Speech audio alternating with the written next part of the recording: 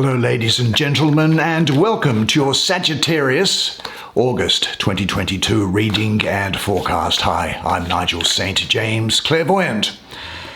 And if you haven't been here before, and of course the subscribers know, there are no advertisements placed inside of this content, and so you get to have the experience without interruption. Now, speaking of experience, I've done a number of one-on-one clairvoyant readings for a number of your Sagittarian sisters and brothers over the course of the last month. And if you might be interested just to have a look to see what's involved in that, just check out the information that's in the description. Now, let's see, we're going to take 5 cards for you now, because 5 is the number of change, and like death and taxes, change is the other thing in life that we can't ever really avoid, isn't it? Well, anyway, I hope you're enjoying summertime in the Northern Hemisphere, North America, Mexico, all through Europe, of course, and up in the Philippines. Hi to everybody in the Philippines. Hi to people in India and Pakistan. Great to see people in Singapore as well, and Indonesia and Malaysia. And of course, for the people in the Southern Hemisphere, South Africa, New Zealand and Australia, it's the dead of winter, is it not? So you're probably doing everything to stay warm. Maybe this reading will warm you up. Let's have a look. Let's see here. The Lovers. Well, always warms me up anyway, the Lovers. Even at my age. There's the Fool. Speaking of which, there is the 8 of Swords. There is the Healer of Cups, healing the inner child. That might be coming from in here. Let's have a look. See what there is for you, shall we? And there is the Master of Discs. Well, as is our usual practice, why don't you come now? Sit down here next to me. We'll have a good close look at the imagery on these cards together while I do your reading for you. Right, I think you can see those. A couple of major arcana on the top, and then an 8 and 2 court cards. Let's have a look at the Fool, which is called... The title is Innocence or Ignorance. I don't know how helpful that is. Let's have a quick look at the painting itself, shall we? Now, I'll make this observation that the Fool here is depicted as a female. Traditionally, it's depicted as a male about to step off a cliff. So I might use the pronouns she or he as the messages come through. But let's have a look quickly at it. You see, the Fool actually represents your more impetuous side. Now, it is this part that is unconcerned with what could happen, and it's not caught in fear or worry. The Fool is free to be spontaneous, to go where the winds blow him. Now, sometimes he takes the form of a vagabond, travelling here and there without a plan or without any possessions. At other time, the wandering takes place in the interior life, the mind and the heart, free to roam. Part of what gives the Fool freedom is that she has set no goal. He's not bent on any certain direction, and this leaves she open to whatever fate may bring. Now, in some ways, the Fool is the embodiment of trust. He is without plan or protection and without the awareness of danger. He feels safe and satisfied, and his optimism is secured, and this is going to be you during this period. Yet, the Fool's trust actually is untested. He is inexperienced.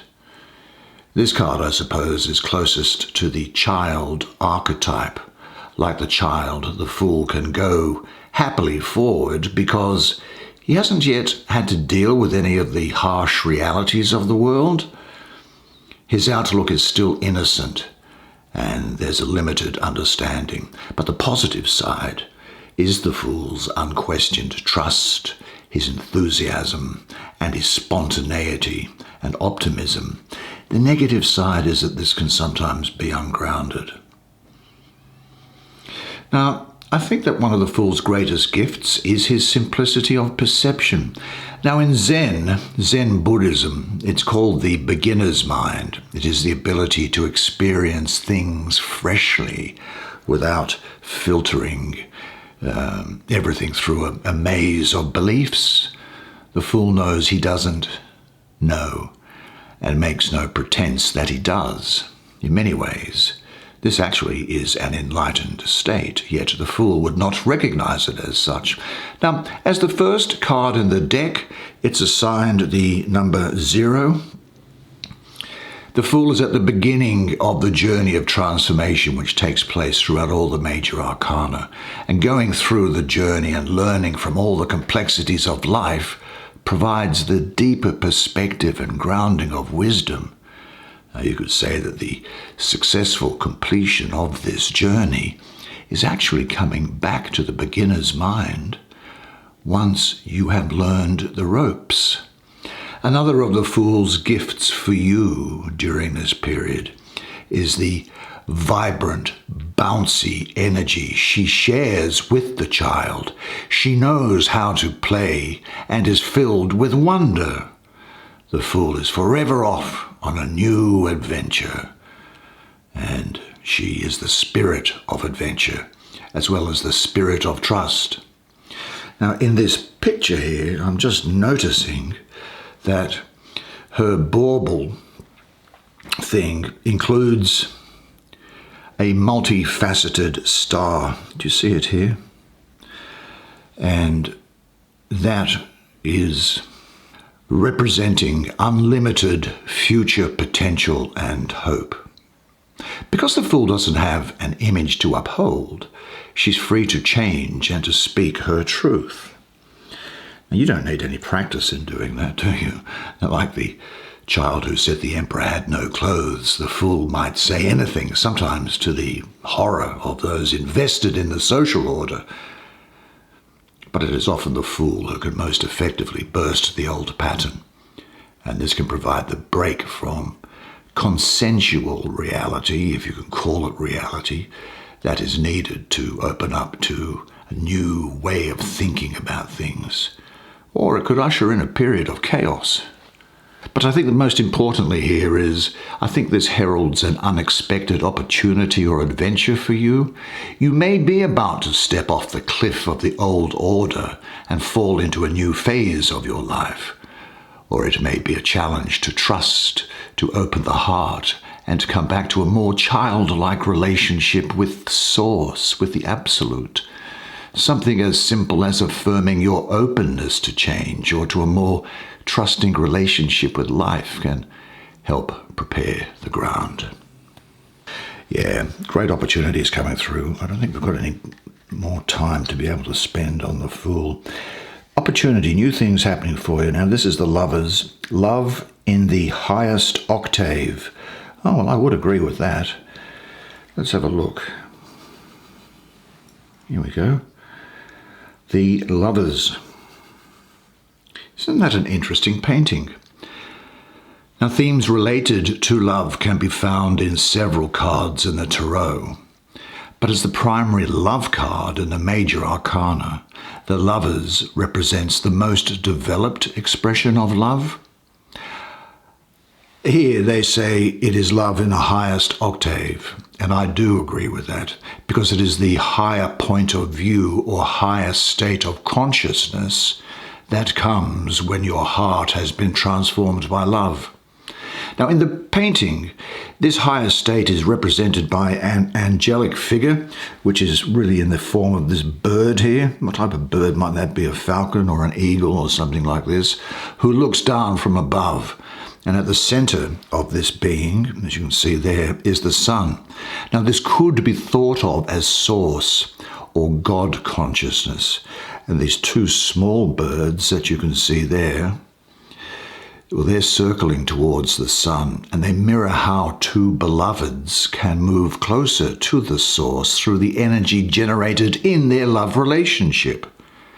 And then the Lovers that are down here in the bottom of the painting, They are part of the stream of life, reflecting how being in love often creates a deeper sense of connection with all of life. This card is the meeting ground between human and divine love. It is where human love jumps up a rung on the ladder and becomes more universal and unlimited, more like divine love, where your spiritual sensibilities enrich your relationships with others. Although human love relationships can become the context for merging, we often don't take them to the furthest level. Our focus is usually our human beloved, isn't it? And safeguarding that relationship. We hold on to the other as the source of love, forgetting that it is our love that is so intoxicating. If we can claim that love capacity of our own heart, we'll be less likely to get fixated in our attachment to particular others. Then we become true lovers, not just within a primary relationship, but lovers of the world. Then it is no longer just the love object that evokes our love. Our heart continuously spills over with love. We become more compassionate, more accessible, more easily touched. The heart is soft and tender, and sometimes it is said the heart is broken open so that the whole world can be placed in it. But because you have drawn this card, I think you are being attracted to some form of love. It may be through human relationship or mystical experience, a growing sense of connection with all beings, or it may be the inner love that is drawing you. It may be an invitation to fall in love with yourself in a deeper way, or to find the light in you, which is so often projected onto others in a love relationship. Now, this is a good time to look at what is happening in terms of love relationships and to notice any changes. It may be a time when more closeness is developing in an established relationship, or when someone new is coming into your field and evokes a strong response. Perhaps you want to express your love in new ways sexually, or when we really embrace an opportunity, you become and you welcome both the pleasurable parts and the challenges, knowing that the challenges are exactly the places where there is the most potential to growth. Now, what's on this central card here? The heading on it is equanimity. Now, I don't want to sound like a smarty pants, but equanimity just means calmness and composure. So I'll use those words because I think we can all understand what calmness and composure means. And I don't think anyone understands what equanimity means. But anyway, looking at this painting, wow, it shows an old Islamic pattern of dovetailing forms that represent how expansion and contraction come together to make something. The interior forms each have 8 points to them, and there are 8 beams of light coming from the center. Now, there is a temple in the hills that you can see here, and there's a night sky, and the scene itself really does represent peace and tranquility, doesn't it? 8. That's interesting. Do you know that in sacred geometry, the octagon, octa meaning 8, so 8-sided thing, it comes from the Greek octa. So an octagon, an 8 portrays evenness and stability. Now, in the mental realm, this comes in part from calmness and composure, which provides the stability of not being thrown off center. And any strong judgment or emotional reaction can create a kind of static that interferes with clarity of perception, and evenness in your mind and emotional body, can't it? Or calmness and composure is the result of not getting caught up in these judgments and reactions.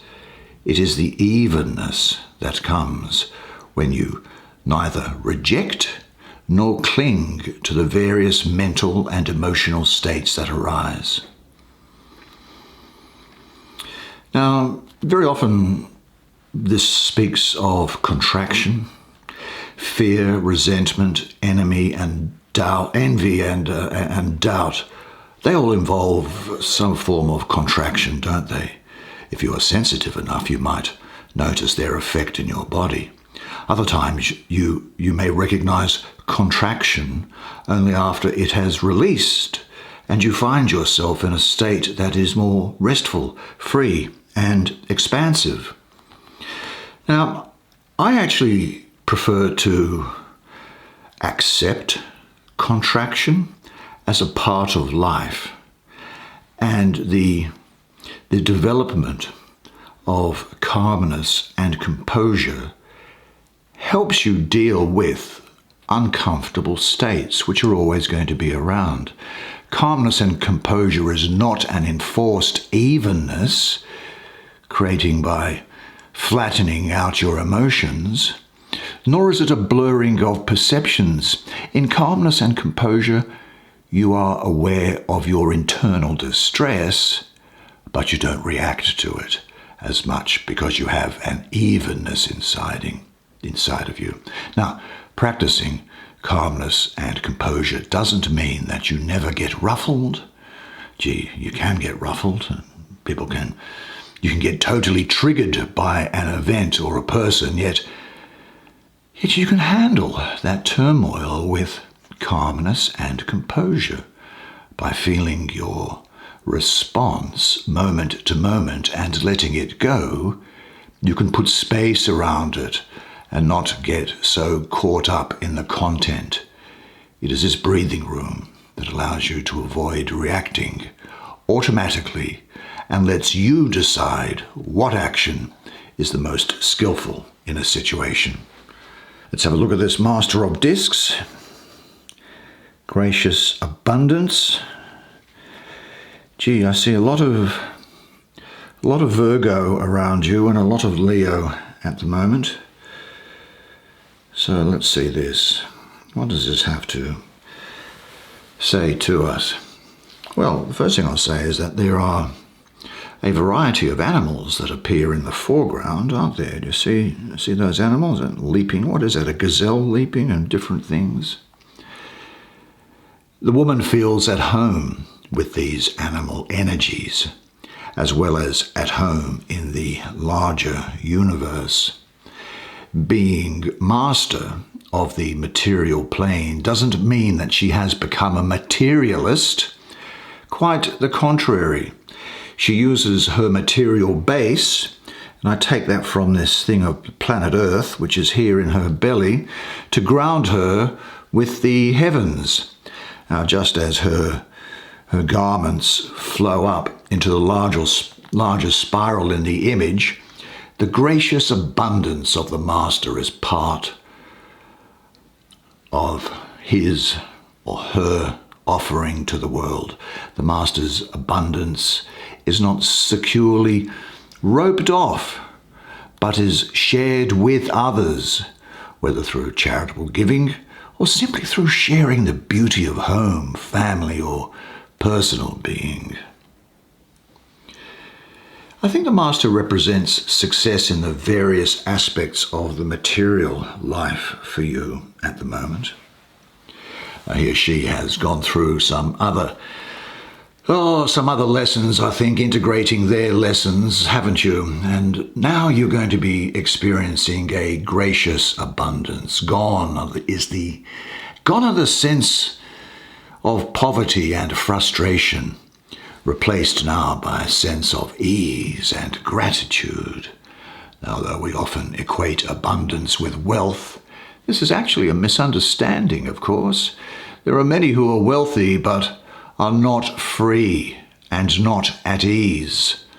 Abundance means that there is a match between what you need to support your unfoldment and the material conditions provided. There is neither too much nor too little. This is like the house plant having a pot that is just the right size. You escape both the frustration of being pinched and the burden of having too much, because too much for a pot plant, too much water or too much fertilizer can kill it, can't it? It also means being free of a constricting, binding attachment to particular things. The master can now direct her or his energy in any number of ways. Mastery in this realm is less about acquisition and security than it is about enjoyment. This is the truer wealth, to enjoy and feel nourished by the physical objects and conditions that make up your environment and daily life. Being able to appreciate beauty is part of this. When you don't take in the beauty of your world, well then, really, you do dissolve into poverty. But you've drawn this card, and it suggests that you are drawn to a more gracious flow in the material aspects of life. Relax, open up to it. Things are going to come more easily when you feel in harmony with the world around you than when you nervously fret around about it. Remember, the universe is gracious, and you are the universe. You realize that. Your molecules are made up of molecules, as is the rest of the universe, and energy, as is the rest of the universe. And you are alive, so the universe is alive. It loves you, and it wants you to succeed. This is a time of success for you. Now that takes us, I think, where does that take us to? Of course, doing this, the Healer of Cups, healing the inner child. A lot of Pisces around you. A lot of Pisces around you at this time.